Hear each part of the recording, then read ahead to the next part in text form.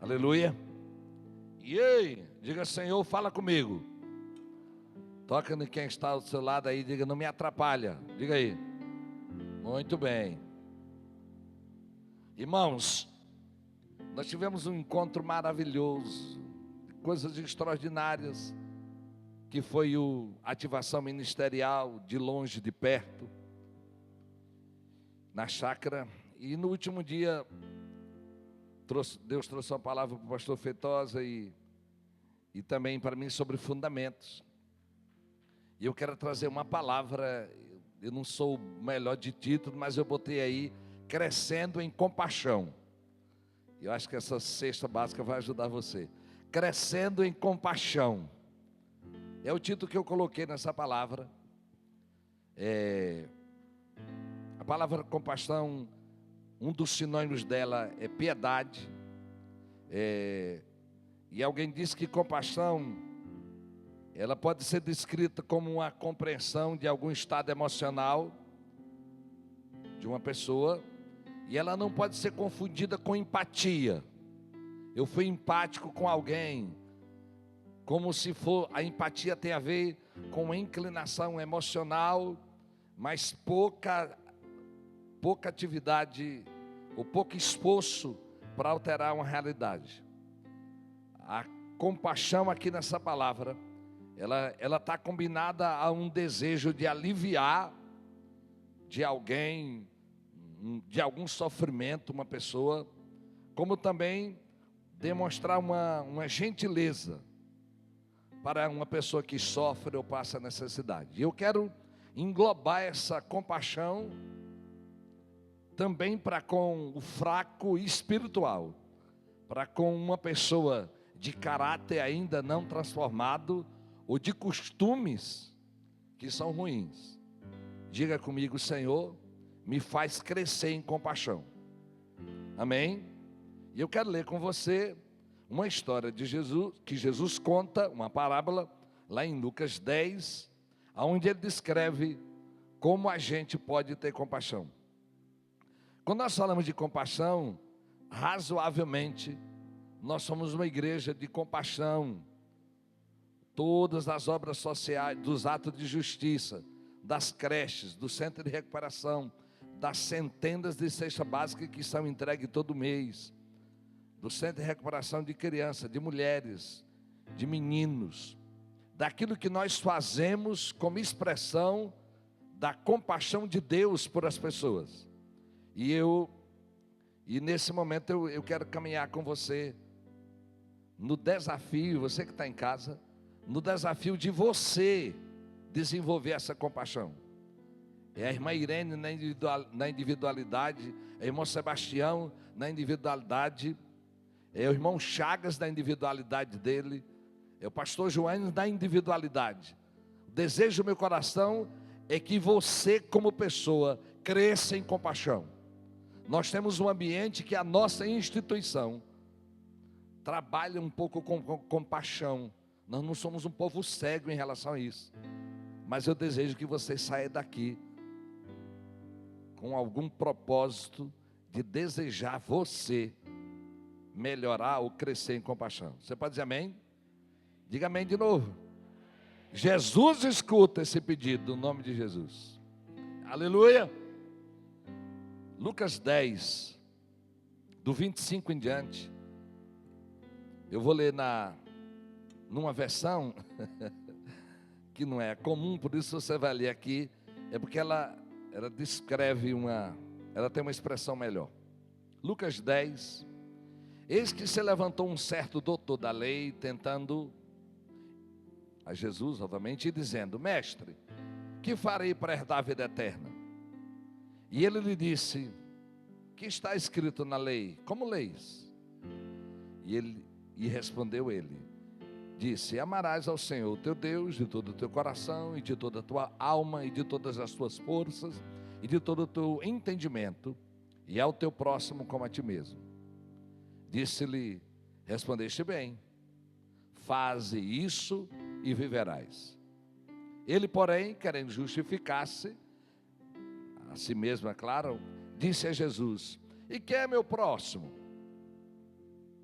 E respondendo, Jesus disse: descia um homem de Jerusalém para Jericó e caiu nas mãos dos salteadores, os quais despojaram e, espancando, se retiraram, deixando meio morto. Outra versão diz quase morto.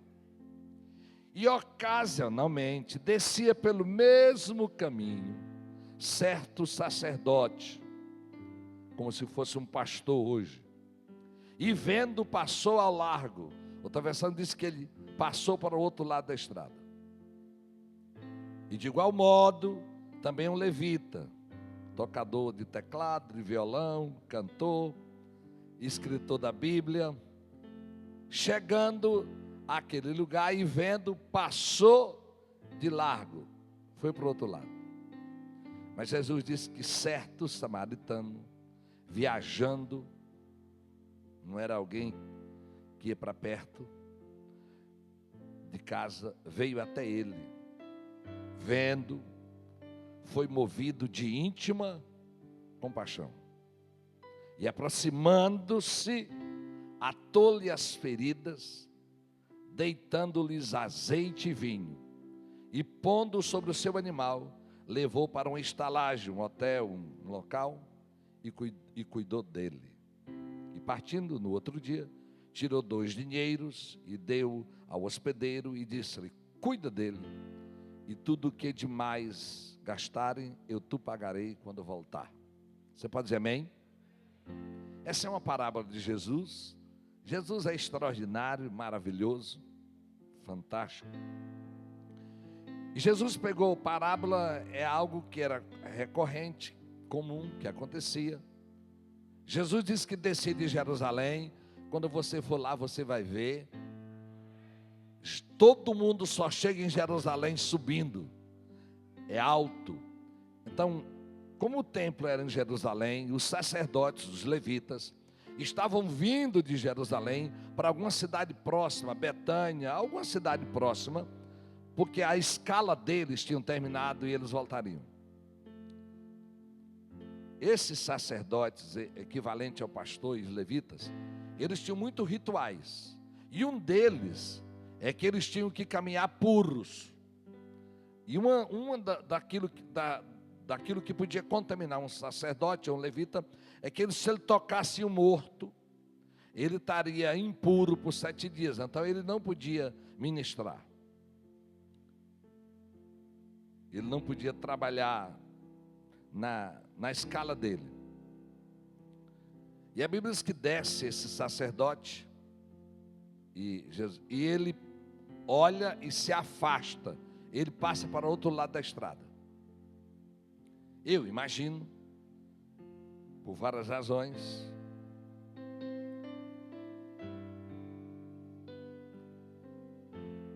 que ele imaginou, ele está morto. Se eu tocar nele, eu vou ser impuro.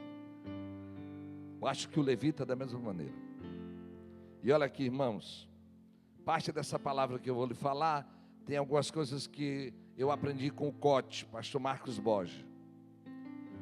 E, irmãos, esse homem que trabalhava para Deus, que conhecia Deus, ele vinha dessa realidade religiosa. E você pode imaginar o que passou na cabeça dele. Talvez ele disse: não, esse homem aí está pagando pelo que fez, está colhendo o que plantou. Talvez ele foi assaltar e alguém bateu nele. Os argumentos que chegam na nossa cabeça. E olha aqui, irmãos, mas o pior desse texto é que esse homem era um homem que conhecia Deus. Diga comigo, conhecia. A mente dele era cheia dos conceitos de Deus, do que é vontade de Deus, do que agrada a Deus. Mas, meus irmãos, há uma distância grande entre a minha mente e meu coração. Embora a mente é a mesma coisa, mas mente na Bíblia é coração. Mas, meus irmãos, conhecer algumas coisas de Deus e não praticá-las é fazer com que a minha vida espiritual não agrade a Deus. E olha aqui, a religiosidade e algumas tradições, elas vão roubar a generosidade de algumas pessoas. E quando é que a religião ou a experiência vai roubar de nós? Quanto mais velho na fé você for, mais gente pilantra terá decepcionado você, gente ruim que lhe enganou, que lhe mentiu. E eu não posso dizer aqui, senão eu vou entregar coisa demais aqui. Você pode imaginar, uma das dificuldades é que você ajudou muita gente. Você já deve ter escutado uma expressão feia: quem tem pena do cachorro fica com o rabo na mão. Ó, quem manda chegar perto da pessoa, emprestou dinheiro, ficou sem uma amiga e sem um dinheiro. Irmãos, olha aqui para mim. O maior desafio não é conhecer ao Senhor. Não é só conhecer, mas agir como Jesus agiria. Você pode dizer amém? Irmãos, algumas pessoas vão ser religiosas, mas ela está cheia de protocolos. O que é que vão achar se eu parar essa hora da madrugada aqui? O que é que vão achar se eu fizer isso? E agora na pandemia, que não podia chegar porque alguém achava que você podia adoecê-la. Graças a Deus, essa semana não tinha nenhuma pessoa internada com Covid, com nada no macro, eu tenho certeza, eu não sei os outros hospitais. Diga comigo, meu conhecimento de Deus precisa alterar as minhas emoções. Então, às vezes, irmãos, nós estamos tão cheios de maus exemplos, temos tanto medo de ladrão que nunca mais demos carona para ninguém. O amor a Jesus deve ser a nossa motivação. Eu tenho uma experiência muito feia, muito doída na minha vida, que foi uma pessoa que ficou possessa no culto. Ele hoje congrega, está firme. Ele quebrou a cadeira e saiu possesso, a família, filhos na igreja, filhas, esposa. E nós fomos atrás daquele homem. E quando eu ligava, que ele atendia, depois que terminou o culto, ele possesso, só me dizia: eu te odeio, uma voz, o demônio usando ele. E terminou, nós fomos na casa com o pastor Kleber, e nós resolvemos ir embora, porque não tinha o que fazer mais, não tinha como localizá-los. Mas quando foi 1h da manhã, ele ligou para mim chorando, e eu perguntei onde ele estava, e ele disse: pastor, eu não sei, estava possesso, e o diabo levou ele para aquele lugar. Aí eu pedi para ele passar o telefone para alguém, e a pessoa disse onde era o local, e eu fui, cheguei num ambiente, era um bar grande, muita gente bebendo, e eu olhei e não vi, mas eu perguntei, descrevi quem era a pessoa, e alguém disseram: está no banheiro. Quando eu entrei no banheiro, que cheguei perto dele, o demônio entrou e o possuiu, e foi quebrando coisa dentro do banheiro, um barulho enorme. 2 policiais que estavam bebendo no bar entra e me aborda: você está assaltando o homem? Virei o ladrão agora. Você está assaltando o homem, você está assaltando o homem. De calma. Eu sou pastor da família dele. E aquela frase feriu o coração de Deus. Eu era pastor dele, mas eu estava preocupado. O que é que vão achar com um crente da Nova Aliança possesso desse jeito? E aí eu expulsei o demônio e saio do banheiro e entro no salão grande. Aí o demônio entra nele de novo, e o demônio foi dizendo, apontava para a pessoa e dizia: tu é minha, tu é meu. Apontava para outro: tu é meu, tu é minha. E as pessoas: Nossa Senhora, quem Deus, Pai. Todo mundo e começaram a dizer: o que é que ele está dizendo? O diabo está dizendo que você é dele. Cruz credo, tá, não sou. Mas, irmãos, da saída do banheiro para a sala, para o salão grande, o Espírito Santo disse para mim: diga que você é pastor dele. Então, olha, eu expulsei o demônio dele. Quando ele entrou, que eu fui com o braço aqui, eu digo: eu sou pastor dele. E o demônio, para me envergonhar, entra no homem de novo. Que tipo de crente é esse? Parecido com a irmã do Bandeira 2, presa de manhã lá ali na delegacia. Não, pastor Renato, eu sou sua ovelha, eu estou aqui, mas eu sou da Nova Aliança. Eu digo: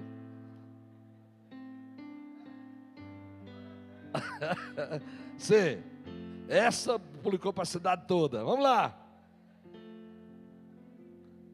Irmãos, e naquela hora Jesus estava dizendo para eu repreender, para eu dizer que eu era pastor dele, para ele não ter vergonha daquela pessoa. E eu tenho uma das cenas que eu nunca vou esquecer na minha vida. Expulso o demônio de novo, quando ele começa a identificar quem era dele. Expulso de novo e vou saindo. Irmãos, eu acho que entre 12 pessoas a 15 pessoas me acompanharam até a porta, dizendo: o seu pastor é aonde? Onde é a igreja do senhor? Onde é a sua igreja? O senhor é pastor aonde? Onde é a sua igreja? Eu digo: ei, perdeu o cão de novo. Dá uma aplauda Jesus. Olha aqui, irmãos, a compaixão pelo fraco faz você parecido com Jesus. Eu achava, quem é que queria ir para uma igreja que os crentes ficam possessos? A vergonha que eu tive de dizer que eu era pastor dele, que ele era crente. Não, irmão, Jesus não se envergonha da sua fraqueza. O amor dele não é alterado. O amor dele não é alterado. O Senhor disse: diga que você é pastor dele. Olha aqui, irmãos, parte dessa palavra vem por uma repreensão que Deus me deu semana passada. A igreja tem um centro de recuperação, recomeço, antes da ponte do Bananal daqui para lá. Qualquer pessoa, em qualquer hora, pode levar um mendigo daqueles de BR para lá. A gente não pode pegar mendigo da cidade que é viciado em drogas, que você tem que sentar com ele. Mas aqueles mendigos de BR pode levar. Não tem triagem. Para lá não. Então eu já peguei, José Luiz, outras vezes já peguei, com comida que nós andávamos dentro do carro. E é claro, é difícil pegar uma pessoa sozinha. Mas, irmãos, não tem um mendigo que eu encontre, que eu não ore. E um dia, semana passada, o Senhor disse: só vai orar mesmo, vai. Só vai orar. Só vai orar. Porque tem mais de anos que eu não levei nenhuma pessoa para aquele lugar. Olha aqui, irmãos. Compaixão é se identificar com a necessidade. Mas acima de tudo, uma compaixão que nasce de Deus é fazer algo que vai além da minha mente e do meu coração. Pena de pessoas, irmãos. Essa cidade está cheia de gente boa, que olha e sente pena. Mas eu quero dizer para você que compaixão pressupõe uma atitude. E também uma atitude, hoje de manhã eu citei aqui, viu, irmãos, uma pessoa que se converteu agora nessas semanas, e o que fez ela vir para cá foi ela participar do centro de recuperação, conhecer a pastora Cássia. Quando você começa a conviver com quem tem compaixão e faz algo, seu coração também é alcançado. Então, o meu propósito hoje é que você decida proporcionar algo na vida de alguém, como resultado dessa compaixão, no sentido de que você ajuda alguém. E olha aqui, irmãos, no nosso centro de recuperação, sabe, parte das pessoas, elas têm disposição até de levar uma pessoa lá, mas a maioria das pessoas não tem disposição de acompanhar aquela pessoa no processo de recuperação, para apoiá-la, para encorajá-la. Compaixão é mais do que um sentimento, é uma atitude. Compaixão pelo fraco, compaixão pelo perdido, compaixão por esse necessitado. Mas eu quero caminhar com você aqui, ainda nos personagens desse texto. O sacerdote e o levita eram religiosos, e a religião deles, o que eles tinham de Deus, não foi suficiente para que eles se tornassem úteis na mão de Deus. E Jesus, na sua sabedoria, ele cita uma outra pessoa. Ele cita um homem que está de viagem. Quer dizer, ele não estava vindo ali de Jerusalém a 3 quilômetros, ou 4 ou 7, para um povoado. Não, aquele homem estava em viagem, num animal, e ele para. Aliás, deixa eu dizer mais uma coisa dos religiosos. Eles não podiam tocar no morto, irmãos, mas lá tinha algum pedaço de madeira, algum pedaço de pau, sei lá, que eles podiam tocar para aquele homem gemer, e ele saber que eles não estavam mortos. E toda vez que eu penso nisso, eu penso que, se você tem uma compaixão por uma pessoa, Deus lhe dará uma estratégia para você fazer algo. Numa cultura europeia, Inglaterra e outros países do mundo, amou uma pessoa, quem ama respeita ele. Na nossa cultura e na cultura bíblica, quem ama se importa. Diga comigo, quem ama se importa. Ah, mas a vida de alguém não é da minha conta. O bem é da minha conta. E às vezes, irmão, nós vamos passar por situações que não é simples. Umas vezes já meia-noite, há 3 anos atrás, mês de janeiro, terminou o Silce aqui, e nós fomos levar 2 carros, mas eu fui na frente, levando, acho que o apóstolo, outra pessoa, e para a chácara tem 2 montezinhos. Na subida de um monte para outro, eu vi um homem deitado, com as pernas no meio da estrada, correndo o risco de alguém passar por cima das pernas, porque a estrada era estreita, já era mais de meia-noite, chovendo. Eu não podia parar porque eu estava com aquele homem, mas eu disse, eu resolvo isso hoje. Deixei o pastor, peguei 3 homens da chácara, e chegamos ali em torno de 1h da manhã, e um homem alguém estava fazendo aí fora, disse, o senhor não tem medo de ser uma armação para assaltar a pessoa? Eu digo, rapaz, esses ladrões na chuva, fazendo uma tocaia para alguém parar para pegar o homem. Se fosse pelo menos uma mulher toda bonitona lá, sei lá, mas um bêbado caído na lama. Eu disse para ele, se for, Jesus vai nos dar graça. E eu tinha passado, depois dele caído, eu olhei uma lanterna. A pastora Elaine não estava comigo, que ela é observadora, mas eu também sou. Eu vi uma lanterna do lado da estrada. Eu digo, esse homem veio de lá, bêbado, a lanterna caiu e dito e feito, era dele. Nós viemos, aquele homem estava em coma, sem reação nenhuma, e a água podia matar ele afogado. Jogamos em cima da caminhonete, levamos para um lugar na frente, e ele mal gemia. Daqui a pouco, tudo de brinco, daqui a pouco ele disse, dá mole para mim, bebê, alguma coisa assim. Eu digo, cola em mim, bebê, cola em mim, bebê. A gente começou a correr, está vivo o homem, cola em mim, bebê. Quando eu disse a sua lanterna, ele agarrou a lanterna era dele. Deixamos ele num lugar seguro, coberto. Não, ele não sabia dizer para onde era. Lutamos, ele não sabia dizer, mas ele não ia mais morrer. Ninguém ia passar por cima das pernas dele, porque estavam passando pela estrada, era curta, e ali ele podia chover e ele não ia morrer. Irmãos, olha aqui, eu não sei quem é aquele homem. E talvez você diga, porque ele bebeu porque quis.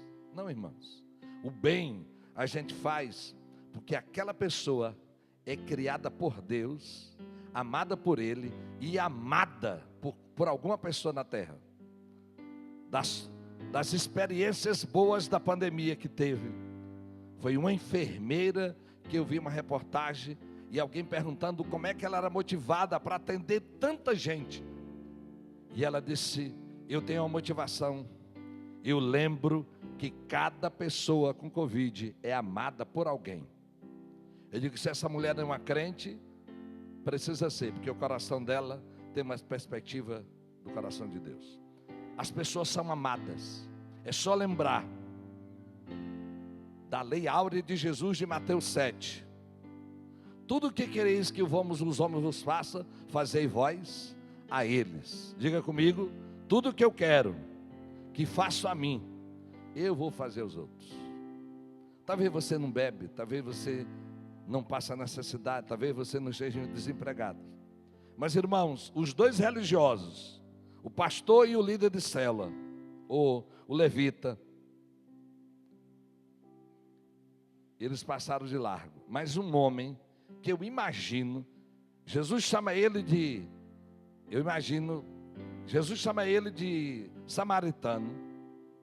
Samaritano era um povo rejeitado, era um povinho por judeus. Eles não eram considerados, nem eram judeus nem gentios, era um povo impuro. Não tinha respeito, eles não se davam com os samaritanos. E Jesus, na inteligência espiritual dele, disse a um samaritano. Vinha um samaritano. Eu imagino que Jesus diria hoje. Descia um travesti, montado no seu cavalo. Descia um noiado no seu cavalo. Talvez Jesus descia um agiota, sei lá.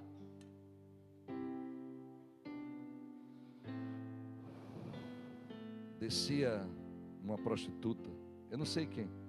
Mas Jesus citou samaritano nesse sentido. Um homem que de ninguém podia esperar nada por causa do povo dele. E é Jesus Cristo disse que ele primeiro o viu. Diga comigo, o viu. Você vai ver algumas coisas. A segunda, ele desce do cavalo e se aproxima do homem e faz o que ele podia fazer. Derrama óleo, vinho e óleo. Talvez o vinho para desinflamar feridas. O óleo como sinal de cura sobre a vida daquele homem.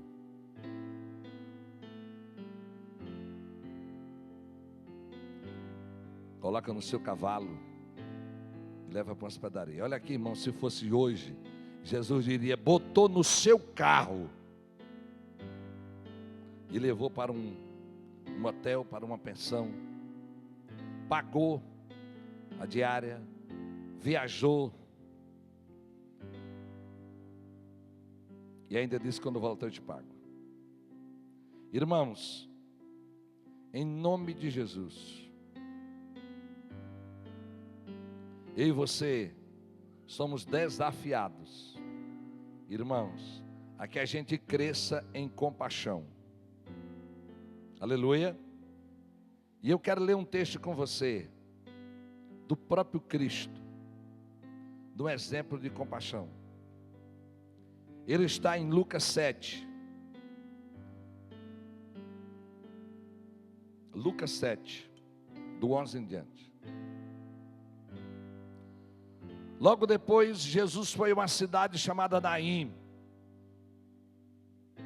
E com ele iam os seus discípulos e uma grande multidão. Ao se aproximar da porta da cidade, estava saindo o enterro do filho único de uma viúva. Os judeus não enterram mortos na cidade, é fora dela. E uma grande multidão da cidade estava com ela. Ao vê-la de novo, do jeito que o bom samaritano viu, ao vê-la, o Senhor se compadeceu dela. Outra versão diz: e com íntima compaixão. É para colocar mesmo, tá bom, agora. E vendo o Senhor, moveu-se de íntima compaixão por ela e disse-lhe: não chores. E chegando-se, tocou o esquife, e os que o levavam pararam. E disse: jovem, a ti te digo, levanta-te. E o que fora defunto assentou-se e começou a falar. Olha aqui, irmãos. Morto escuta a voz de Jesus. Aleluia. Diga comigo, eu sou agente de uma compaixão que gera milagres. A compaixão de Jesus para aquela viúva gerou milagre naquele dia. E eu tenho uma convicção nessa tarde, que o seu olhar, junto com sua atitude de compaixão, alterará a vida de alguém. Aleluia. Esses dias, nós passamos a semana com o povo afegão. Meu Deus, quanto amor dos alunos da base. Quanto amor. Domingo eles estiveram aqui no culto. Irmãos, como é que se movimenta para trazer alguém do Afeganistão? Sabe por quê, irmãos? Porque Jesus faria isso. E aquele homem escreveu umas cartas para nós, para mim, para o pastor Feitosa. Escreveu aqui, essa semana escreveu de novo. Irmãos, a compaixão faz você gerar algo que vai fazer um milagre na vida de alguém. Aleluia. Na vida espiritual, no estabelecimento do caráter de Jesus na vida de alguém, no ensinar, no se posicionar. Aquele era um cortejo saindo, uma caravana que ia para o enterro. Eu posso imaginar a volta daquela multidão para dentro da cidade de Daim. Irmãos, tem gente indo para lugares de morte, para os cemitérios da existência, mas vai passar por você. Gente que vive em depressão, gente com projeto de morte, gente completamente sem sentir amor, mas a sua compaixão, o seu olhar vai projetar, vai planejar e vai executar atitudes que vão alterar a vida daquela pessoa. E eu quero dizer para você que nesse texto os religiosos foram reprovados. E eu quero declarar que você vai ser aprovado nisso. Amém? O muito que você tem não foi por causa do seu esforço, que estudou, passou naquele concurso, ou trabalhou e se tornou um empresário grande. Não, irmãos, isso é resultado da bondade de Deus na sua vida, que lhe deu a possibilidade da inteligência, do esforço, de ter uma família equilibrada. Mas você sentirá a alegria de cooperar para que milagres aconteçam na vida de alguém. Aleluia. Os líderes de célula que estão aqui, os discipuladores, sabem o que eu estou dizendo, do que você já escutou de pessoas, do que foi alguém um dia que teve compaixão, e através da compaixão gerou em você, ou proporcionou a você um milagre. Alguém que nunca deixou de crer no que Deus era capaz de fazer. Gente que declarou palavras. Eu lembro de um grupo de irmãs do Rio de Janeiro que distribuíam sopas. Eu não lembro a cidade do estado do Rio. E elas levavam homens da rua, não tinha uma instituição, cortava cabelo, tirava documento e ia trabalhando para mudar uma realidade. Eu conheço gente aqui que pagou a faculdade de pessoas. Eu conheço gente que deu moradia. Eu conheço gente que discipulou, que emprestou seu ouvido madrugadas afora para alterar a vida de alguém. A compaixão, irmãos, é resultado do amor. O Senhor nos amou, que doou a vida dele. E se você ama Jesus e esse amor está dentro de você, que você carregue compaixão por onde você for. Amém? Às vezes a lógica vai dizer: por que esse malandro não trabalha? Por que ele está aqui? O bem que nós vamos fazer não vai nos emburrecer. Nós vamos fazer o bem com inteligência. Mas o bem, irmãos, é motivado em Deus. A nossa compaixão é resultado de conhecermos o coração de Deus.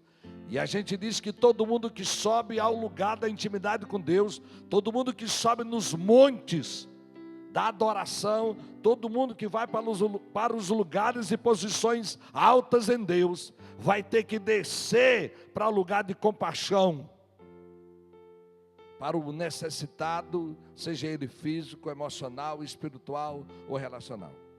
Em nome de Jesus, a compaixão é o resultado do amor de Deus por nós. E cremos que o Senhor vai realizar milagres através da compaixão. Jesus realizou. E hoje de manhã eu imaginei, e se a gente chegar no velório e não tiver fé suficiente para dizer: ei, defunto, viva. Talvez você deve ter pensado nisso. Se você for honesto como eu, Senhor, o que é que eu vou fazer se a minha fé não der para ressuscitar, para trazer vida? Olha aqui para mim. Mas a sua fé vai dar para consolar, para encorajar, para animar uma pessoa. Você pode dizer amém? Independente do nível de fé que você tenha, talvez só um abraço vai encorajar alguém. A sua compaixão vai gerar milagres. Irmãos, e no nome de Jesus, que a gente interrompa os cortejos de morte e que a gente transforme ele em cortejos de celebração. Que a gente interrompa as multidões que estão caminhando para um lugar de morte. Onde Jesus chega e Jesus está com você, você vai alterar isso. Que alguém chame você de besta, mas você sabe que não é besta, você é obediente. E nessa obediência, o seu coração vai ter compaixão. Eu quero que você feche os teus olhos nessa hora.